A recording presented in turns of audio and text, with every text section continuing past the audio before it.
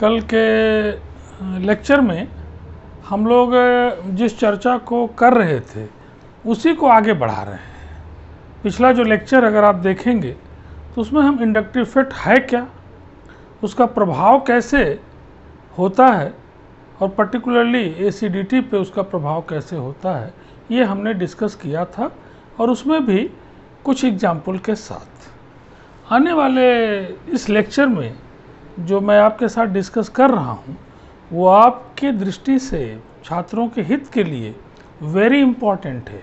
ये क्वेश्चंस जो है ये पिछले वर्षों में बीएससी में भी आते रहे हैं, कंपटीशन में भी आते रहे हैं और इसी को ध्यान में रखकर मैंने कुछ एग्जाम्पल्स को आपके लिए चूज किया है और उसको आप समझें, ये आपके लिए पूरी तरह से आने वाले इम्तहान में तुरंत का फ़ायदा देंगे।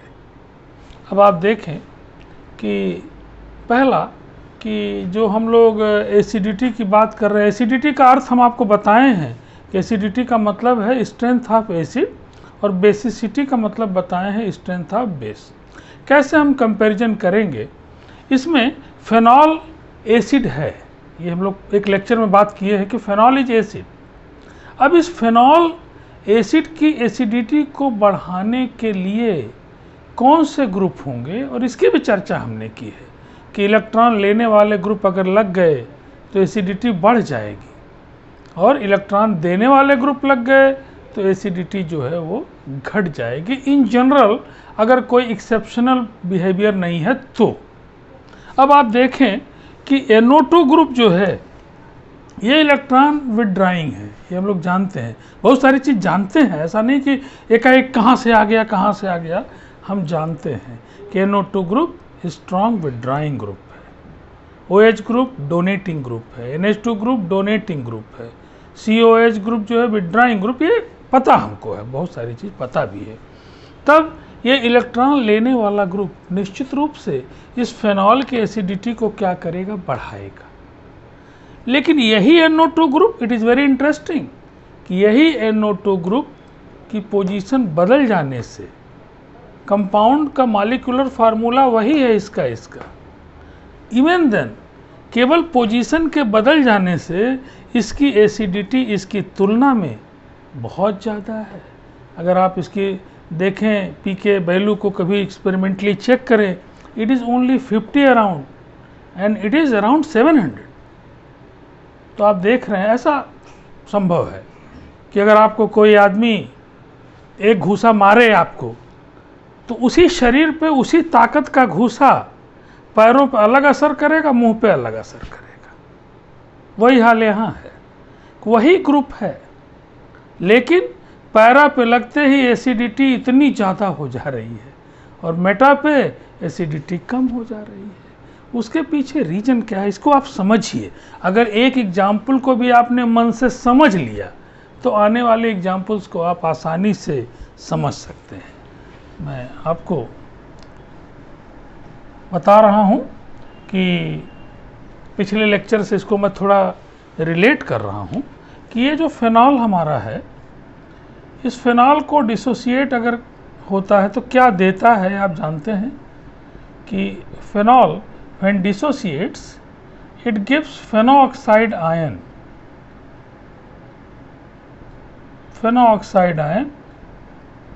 and H+.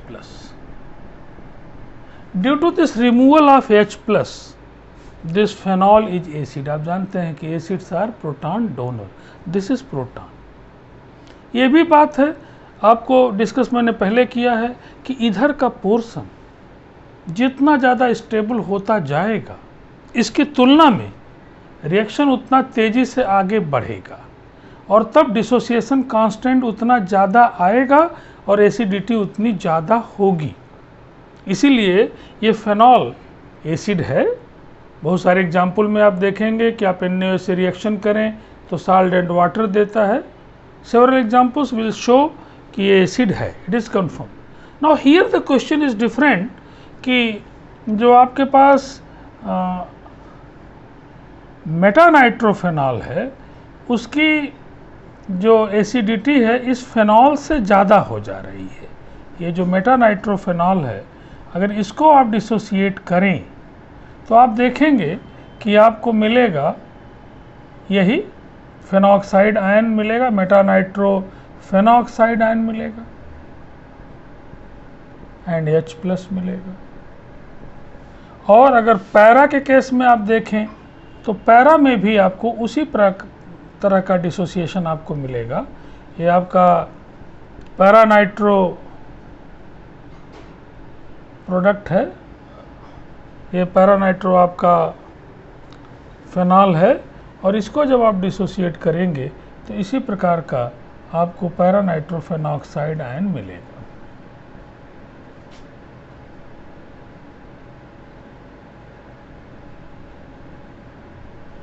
ये इलेक्ट्रॉन विड्रॉइंग ग्रुप है। इलेक्ट्रॉन विड्रॉइंग ग्रुप जितने ज्यों-ज्यों लगते जाएंगे इसमें, त्यों-त्यों इस आयन को क्या करेंगे, स्टेबलाइज करेंगे, क्योंकि हम लोग पढ़ चुके हैं पहले ही कि जो अपोजिट चार्ज है वो स्टेबलाइज करता है। कार्बोनियम आयन में इलेक्ट्रॉन का भूखा है तो इलेक्ट्रॉन देने वाले लोग स्टेबलाइज करते हैं। कार्बन आयन में जहाँ इलेक्ट्रॉन की अधिकता है उसमें इलेक्ट्रॉन लेने वाले उसको स्टेबलाइज करते हैं। इसका मतलब ये हुआ कि इसकी तुलना में ये जितना ज़्यादा स्टेबल है उससे कहीं ज़्यादा इसकी तुलना में ये स्टेबल है। क्यों? क्योंकि हमको पता है कि NO2 ग्रुप जो है वो इलेक्ट्रॉन विड्रॉइंग ग्रुप है, ये इस आयन को और ज़्यादा स्टेबलाइज करेगा। तो निश्चित रूप से इसकी तुलना में डिसोसिएशन कांस्टेंट इसका क्या आएगा, ज़्यादा आएगा ही आएगा, और इसलिए इसकी एसिडिटी इसकी तुलना में ज़्यादा होगी ही होगी। Now the question is interesting here कि दीज आर आइसोमर्स, लेकिन पैरा के केस आते ही आप देख रहे हैं कि इसकी जो एसिडिटी है वो much much more than this. क्यों ऐसा हो रहा है? ऐसा इसलिए हो रहा है कि यहाँ पर इसको स्टेबलाइज करने के लिए NO2 का केवल इंडक्टिव इफेक्ट काम कर रहा है, लेकिन यहाँ पे भी आप देखेंगे कि इसमें इंडक्टिव के साथ साथ रिजोनेंस भी एक बड़ा रोल प्ले कर रहा है।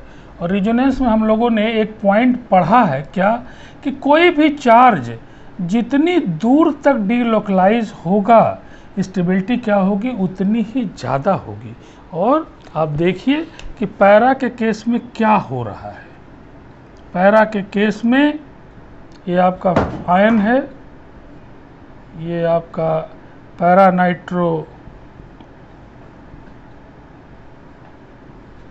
पैरानाइट्रोफेनॉक्साइड आयन है। नाइट्रो ग्रुप का इलेक्ट्रॉन विड्रॉइंग नेचर तो है ही है, ये आयन बहुत ज़्यादा स्टेबलाइज हो रहा है। क्यों? क्योंकि इसमें एक्सटेंडेड कॉन्जुगेशन आ रहा है, इसको बोलते हैं एक्सटेंडेड कॉन्जुगेशन। एक्सटेंडेड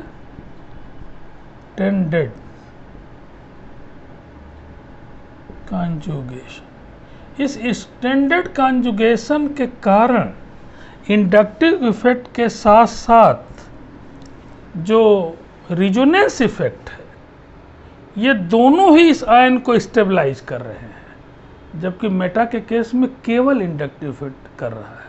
और यही कारण है कि paranitrophenol is much more acidic than the meta. मेरे ख्याल से समझ में आपको आया होगा। कुछ दूसरे एग्जाम्पल्स की हम लोग चर्चा कर रहे हैं, जिसमें कि रिजोनेंस का भी रोल आप देखेंगे और इंडक्टिव इफेक्ट का भी रोल देखेंगे। जैसे कुछ बेसिसिटी की भी बात हम लोग करते हैं, एसिडिटी तो किए हैं बहुत सारा, बेसिसिटी की बात करते हैं। जैसे NH3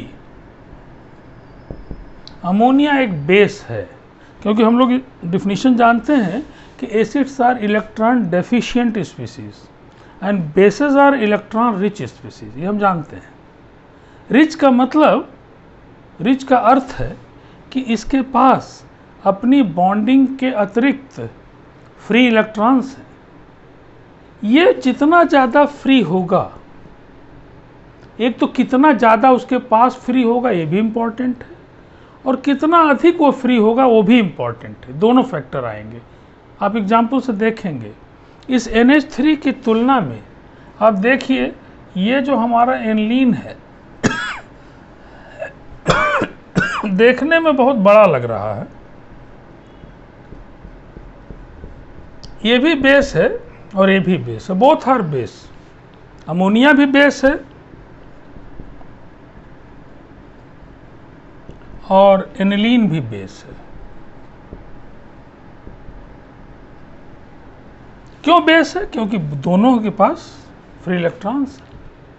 नाउ फ्री इलेक्ट्रॉन्स कितना फ्री है? हमने एक एग्जांपल से आपको बताया है कि अगर आपसे कोई 100 रुपये मांगता है, आपके पास एक नया नहीं है देने के लिए, तब तो ठीक रिच है ही नहीं है। जितना चाहिए उससे भी कम है तो फिर आप धीरे धीरे डेफिशिएंट हैं। लेकिन अगर आपके पास है तो आप उसको शेयर करने में सक्षम हैं कि नहीं सक्षम है, फ्री है कि नहीं है। हमने एक एग्जाम्पल कॉमन बताया है कि आपसे 100 रुपया किसी ने मांगा है, 100 रुपया दीजिए सर, लीजिए, दिस वन कंडीशन। कोई पूछा आपसे 100 रुपया दीजिए सर, दे देंगे, हमारा पैसा एक जगह फंसा हुआ है, मिल जाए तो हम दे देंगे। ये कंडीशनल में फिर प्रॉब्लम है, फिर कौन रिच कहलाएगा? जो इमीडिएट आपको देता है उसको हम रिच कहेंगे। तब आप देखिए निश्चित रूप से इसका जो इलेक्ट्रॉन है it is totally free, totally free है। लेकिन यहाँ नहीं, यहाँ आप देखिए रिजोनेंस में भाग ले रहा है, इसलिए पार्शियली फ्री है। So it is not totally free, it is partially free, partially free,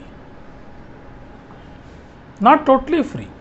तो कौन सा ज़्यादा इलेक्ट्रॉन रिच कहलाएगा? Ammonia.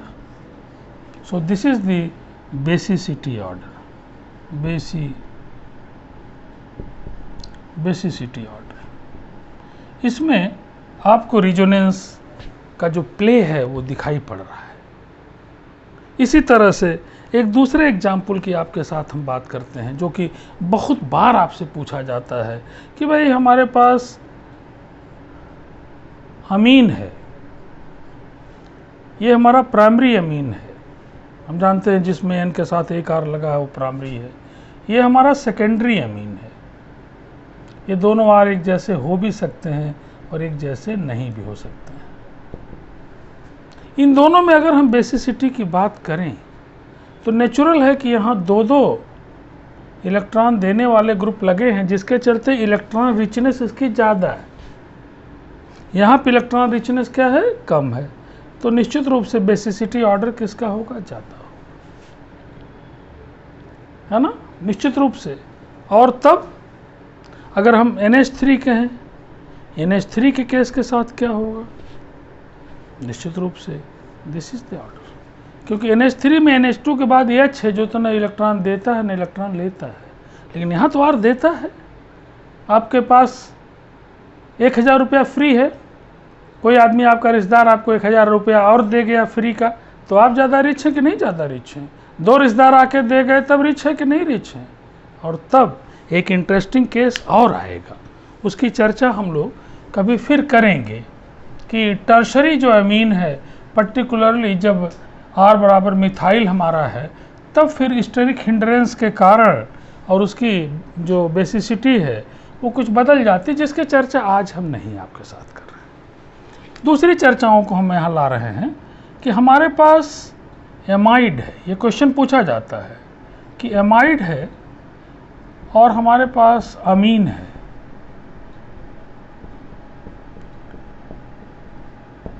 Amines are much basic in comparison to the amides। ये क्वेश्चन आता है आपके एग्जाम में, आएगा, कंपटीशन में भी आता है और आपके BSc कोर्सेज में भी आता है, पार्ट 1 में भी, पार्ट 2 में भी आता है। दिस इज अमीन। इसमें अगेन वही कॉन्सेप्ट कि कौन ज़्यादा रिच है। This RNH2 is more rich, this lone pair is totally free, but here this lone pair is not totally free. This participate in resonance, and actually it is found that these amides are very much weaker bases just above the water, बहुत weak है। इसी कारण से कि ये they are not rich, ये देखने में रिच लग रहे हैं लेकिन वो रिच नहीं है। रिच कौन है? So this is the order of basicity, this is the order of basicity. तो ये इन एग्जाम्पल से आपको दिखाई पड़ रहा है कि कौन सा एसिड हमारा, कौन सा बेस हमारा कम एसिडिक है, कौन कम बेसिक है, और इसमें कुछ दूसरे फैक्टर भी इन्वॉल्व अगर हो गए तो फिर बात अलग हो जाती है। जैसे एक एग्जांपल के साथ मैं आपके साथ शेयर करूं कि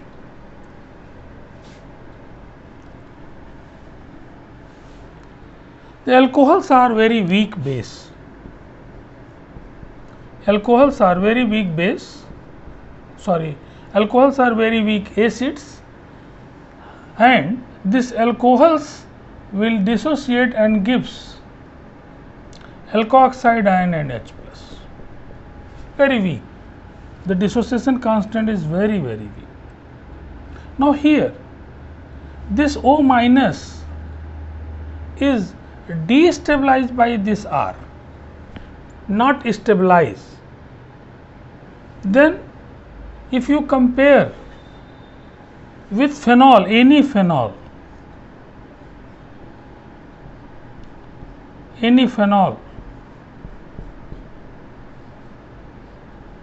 this is the phenoxide ion and this is H plus. Phenols are strong bases in comparison to the alcohols. Why? Because the dissociation constant of phenol is much higher than this. Because of this phenoxide ion is very much stable in comparison to this, जिसको हम लोगों ने पहले भी चर्चा की है कि इसके रिजोनेटिंग स्ट्रक्चर में हमें कोई भी पोलरिटी नहीं मिलती है। आप पिछला लेक्चर देखें और इसमें क्या मिलती है? पोलरिटी मिलती है। तो निश्चित रूप से इसकी बेसिस, इसकी स्टेबिलिटी कम है, इसकी स्टेबिलिटी बहुत ज़्यादा है इसकी तुलना में, इसलिए ये लोग क्या है? ज़्यादा स्ट्रॉन्ग एसिड्स हैं। ये लोग नहीं, यहाँ ऐसा कोई फैक्टर नहीं है जो ये डिसाइड कर सके कि ये हमारा इसकी तुलना में बहुत ज़्यादा स्टेबल है। तो ये भी आपके एग्ज़ाम में आएगा और आप इसको लिखिएगा। Now next some examples.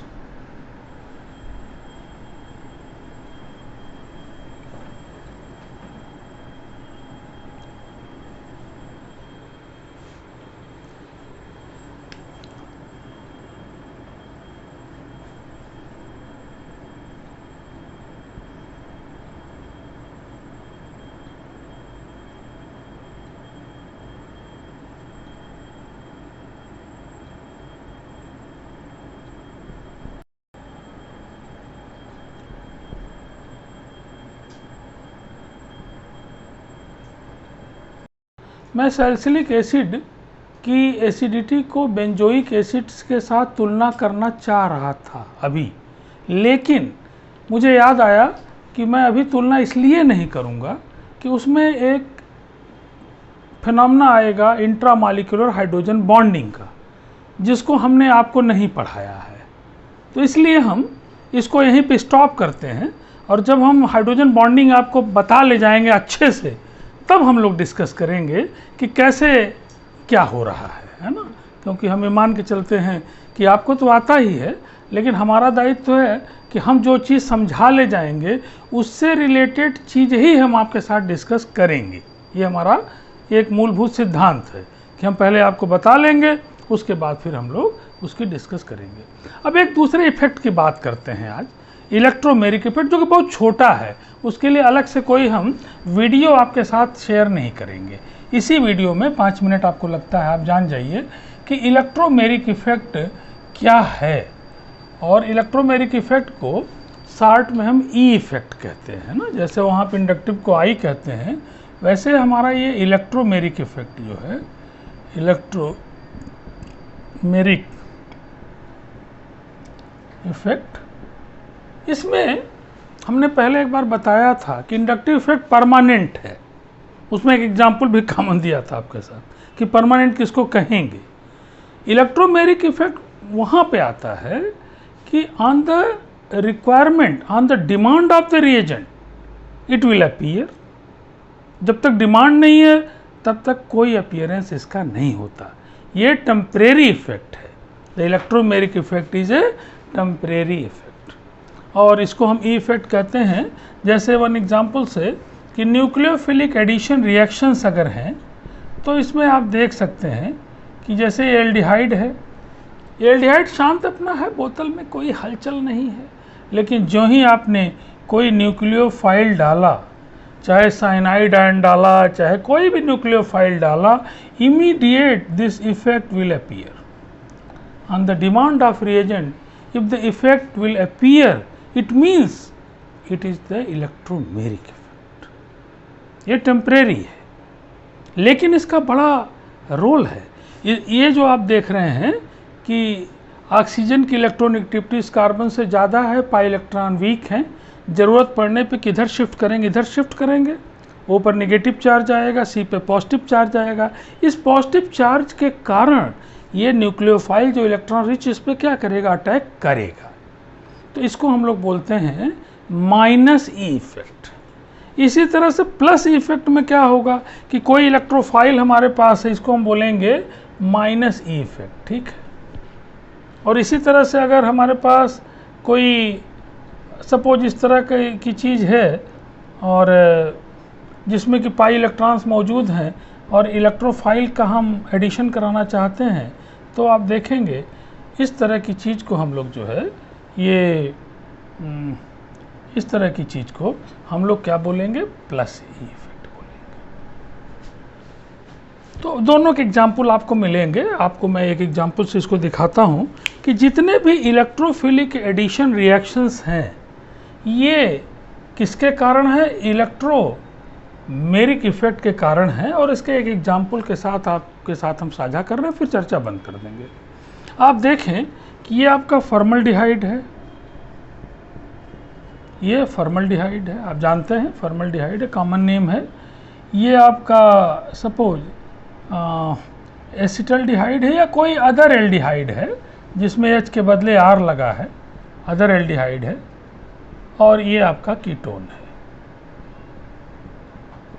ये आप जानते हैं। ये R एक जैसा हो भी सकता है और एक जैसा नहीं भी हो सकता है। ये फॉर्मल्डिहाइड आपको पता है, ये other aldehydes except then formaldehyde है। ये आपका कीटोन है, ये आपको पता है ना। अब इसमें सपोज कि आपको अटैक कराना है किसी न्यूक्लियोफाइल से, सपोज कि सबके साथ हम HCN का रिएक्शन कर रहे हैं और CN आयन जो निगेटिव है, जो एक न्यूक्लियोफाइल है, वो हर जगह अगर आप इस रिएक्शन को कराएं तो हर जगह आपको देखेंगे कि अटैक होगा। क्यों अटैक होगा? क्योंकि इसी इलेक्ट्रोमेरिक इफेक्ट कारण ये ऐसे जा सकता है, यहाँ पॉजिटिव चार्ज जनरेट होगा, तो निश्चित रूप से क्या होगा, यहाँ अटैक कर सकता है। इसी तरह से ये भी यहाँ जा सकता है, यहाँ पॉजिटिव चार्ज जनरेट होगा, ये इसके साथ क्या कर सकता है, अटैक कर सकता है। ये यहाँ से यहाँ जा सकता है, ये इस पर अटैक करेगा। लेकिन अटैक जो करेगा उसकी स्पीड अलग अलग होगी। क्यों? क्योंकि न्यूक्लियोफाइल के पास नेगेटिव चार्ज है। पॉजिटिव चार्ज की मात्रा जितनी ज़्यादा होगी अटैक उतना क्या होगा, फास्ट होगा। तो अब आप देखें, आपको पता है कि हाइड्रोजन न तो इलेक्ट्रॉन लेने वाला है और न ही इलेक्ट्रॉन देने वाला, जबकि R किस श्रेणी में आता है, देने वाला आता है, भले माइल्ड है लेकिन देने वाला आता है। इसका मतलब ये हुआ कि कार्बन पर इस इलेक्ट्रोमेरिक इफेक्ट का जो पॉजिटिव चार्ज यहाँ जनरेट होगा उसकी तुलना में यहाँ पे कम होगा। क्यों? क्योंकि इलेक्ट्रॉन डोनेटिंग है, इलेक्ट्रॉन पे नेगेटिव चार्ज है। नेगेटिव चार्ज यहाँ जितना भी पॉजिटिव चार्ज जनरेट हुआ होगा उसको कुछ कम करेगा। यहाँ पे क्या होगा, यहाँ और भी कम करेगा। तो ज्यों-ज्यों इस पॉजिटिव चार्ज की मात्रा कम होती जाएगी अटैक स्लो होता जाएगा। इसी को कहते हैं रिएक्टिविटी घटती जाएगी। घटती जाने का मतलब हमको अगर रिएक्शन नहीं हो रहा तो अलग से एनर्जी देनी पड़ेगी। तो अगर कोई पूछे कि इस न्यूक्लियोफिलिक एडिशन रिएक्शन का ऑर्डर क्या होगा, आंसर इज वेरी क्लियर। दी सबसे तेज रिएक्शन कौन करेगा, ये करेगा। उससे धीमे कौन करेगा, ये करेगा। और उससे धीमे कौन करेगा, ये करेगा। यह एक एक्सप्लेनेशन है। दूसरा एक एक्सप्लेनेशन और भी है हालांकि उसमें इलेक्ट्रोमेरिक इफेक्ट वाली बात नहीं, लेकिन लगे हाँ। एक एक्सप्लेनेशन और भी है कि ये जो स्पेस आप देख रही हैं या देख रहे हैं, ये 3 डायमेंशनल में लिमिटेड है, हर जगह वही स्पेस है। स्पेस जितना ज़्यादा होगा अटैक उतना आसानी से होगा, स्पेस जितना कम होगा, सपोज इतना बड़ा स्पेस है और आपको इतने बड़े मालिक्यूल को उसके अंदर इंटर करना है, तो क्या होगा? ऐसा नहीं मालिक्यूल में वो समझदार आयन हो जाएगा ही नहीं। अगर यहाँ आर की साइज इतनी बड़ी बड़ी हो जाए कि पूरे जगह को घेर ले, तो हो सकता है कि यहाँ रिएक्शन ही ना हो। इसलिए हाइड्रोजन जिसकी एरिया बड़ी छोटी आप जानते हैं स्मॉलेस्ट है, यहाँ पे साइनाइड का अटैक सबसे फास्ट होगा। यहाँ पे जगह थोड़ी कम हो जाए क्योंकि जो सबसे छोटा आर है वो भी CH3 है, C है उसके साथ 3 H हैं, तो यहाँ कम हो जाएगा। इस एल्डिहाइड में भी आर की साइज जो जो बढ़ती जाएगी और कम होता जाएगा अटैक, यहाँ पे बहुत कम हो जाएगा, हो सकता हो ही न। तो जो रिएक्टिविटी का ऑर्डर है न्यूक्लियोफिलिक एडिशन रिएक्शन में, वो 2 बातों पर निर्भर करेगा। पहला जो मैंने दिखाया कि इलेक्ट्रॉन का अमाउंट कैसे जाएगा और कैसे पॉजिटिव चार्ज कम होगा, इसको फील्ड इफेक्ट कहते हैं। और ये जो दूसरी चीज़ मैं बता रहा हूँ उसको स्टेरिक इफेक्ट कहते हैं। स्टेरिक का मतलब होता है इंग्लिश में कि over crowding in the space. इसको साधारण भाषा में आप जानिए, हमने भी शब्द को जाना है। MSc के फाइनल में मैं अपने एक सर से, बहुत लर्नेड सर थे मुखर्जी साहब, बहुत फेमस, मैंने पूछा सर स्टेरिक हिंड्रेंस होता क्या है, क्योंकि वही एक ऐसा शब्द है जिसके इर्द गिर्द मीनिंग नहीं आने से फिर आप समझ नहीं पाएंगे, हाँ हाँ करते रहेंगे खाली। तो उन्होंने बताया मुझे कि एक सीट पे 3 आदमी बैठे हैं, 3 आदमी की सीट है, पतले पतले 3 आदमी बैठे हुए हैं, तो स्टेरिक हिंड्रेंस कम है, ओवर क्राउडिंग कम है। स्पेस के अंदर जो ओवर क्राउडिंग है उसी को स्टेरिक हिंड्रेंस कहते हैं।